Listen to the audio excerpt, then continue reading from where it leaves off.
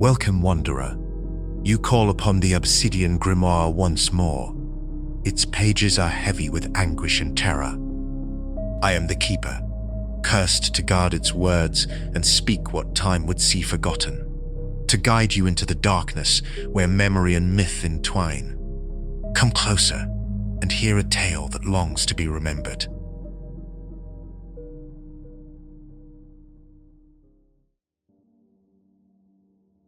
Cassian was not a knight, nor a priest, nor a lord. He was a man of ledgers and quills, known more for his diligence than for any joy.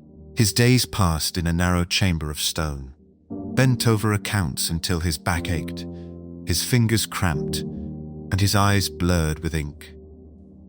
He ate little, drank less, and lived by candlelight, long after other men had gone to their hearths. No wife warmed his bed, no children ran his halls. His home was tidy but barren, its walls hung only with dust and the slow creep of damp.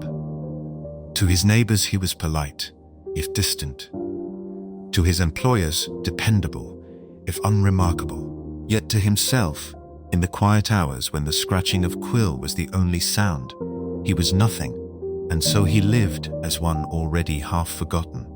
But in sleep, the silence broke.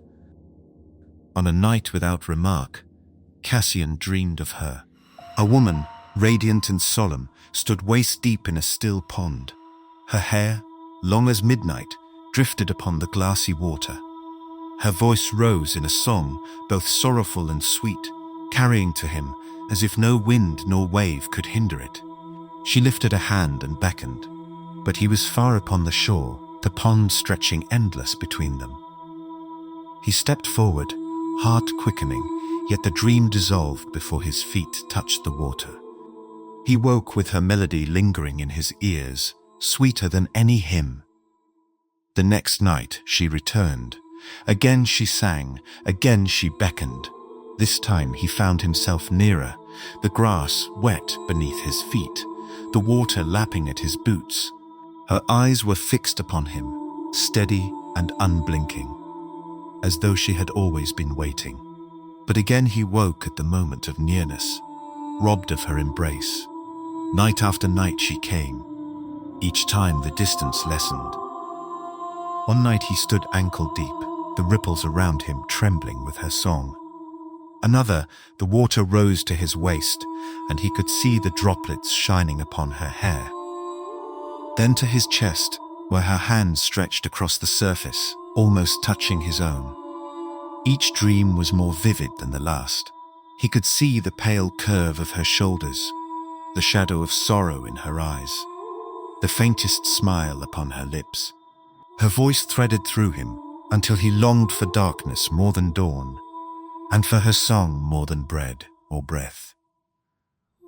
At last, one night, he reached her.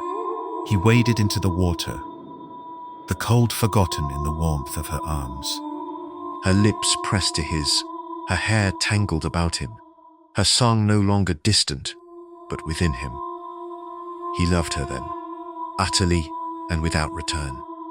And then he woke. The pond was gone, the song was gone. His bed lay cold, the morning bright and hateful. He tried to go on as before, but the ledgers would not hold him.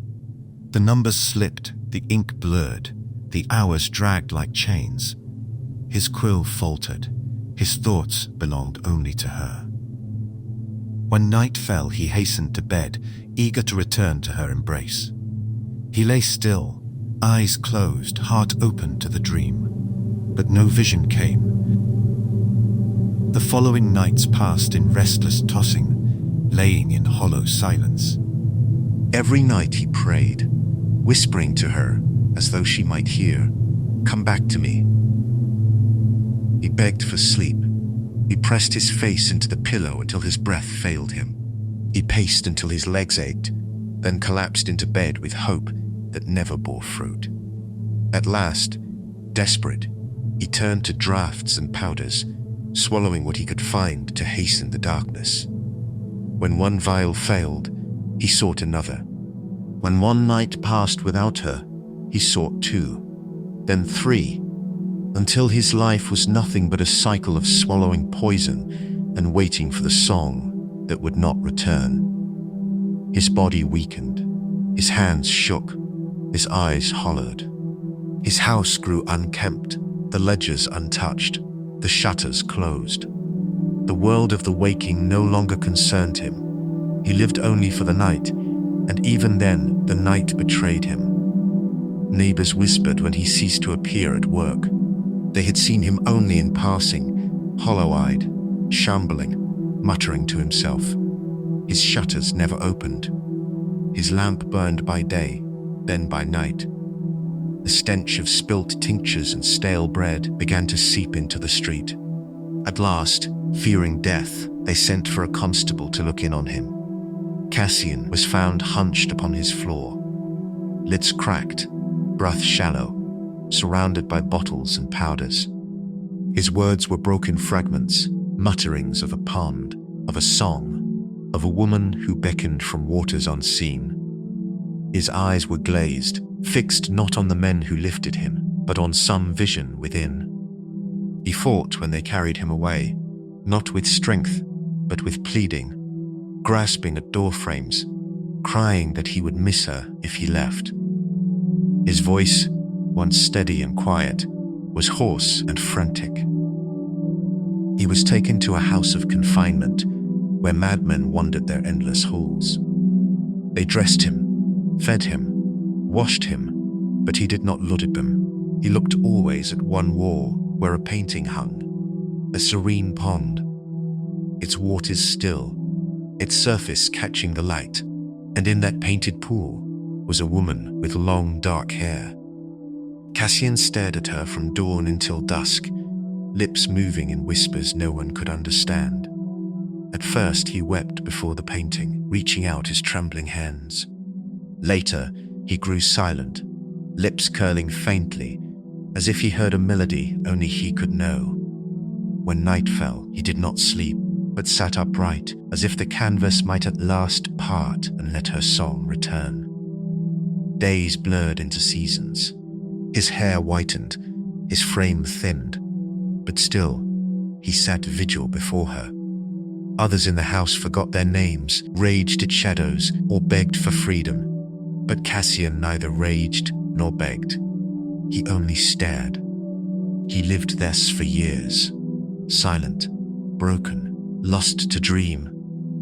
When death at last came for him, they said his eyes never moved from the painting, and in their final stillness, they reflected water. The pond remained. The woman remained. But whether she was brushstroke or memory, no man could tell.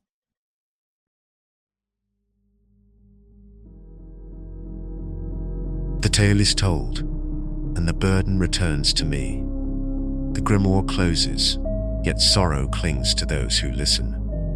Beware thy path, lest the dark take you. Until we meet again at the turning of another page.